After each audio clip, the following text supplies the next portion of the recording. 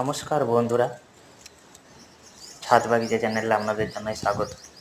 আজকে চলে এসেছি কিছু ফল গাছ নিয়ে, যেগুলো ছাদে আপনারা অতি সহজেই লাগাতে পারেন।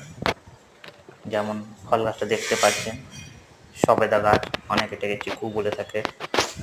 এরকম একটা সবেদা গাছ অবশ্যই ছাদ বাগানে লাগানো যায়। দ্বিতীয় নম্বর ফলটি হলো পেয়ারা গাছ। এই দেখুন, পেয়ারা ধরেছে। এই গাছটা আমার টবে আছে, সব গাছই টবেই আছে, দেখুন। তৃতীয় নম্বর দেখুন ডালিম গাছ বা বেদানা। এই গাছটা আপনারা অবশ্যই ছাদ বাগানে লাগাবেন। এই সব গাছে সেরকম অত ফল গাছে অতিরিক্ত যত্নের প্রয়োজন হয় না। 4 নম্বর গাছটা দেখতে পাচ্ছেন জামরুল গাছ, সবুজ জামরুল। দেখুন, আগে আমার এই দেখে থাকবেন, জামরুলের ফুল এসেছিলো, সেগুলোকে ফলে পরিণত করেছি। কীভাবে সব ফল গাছের এই ফুলগুলো কীভাবে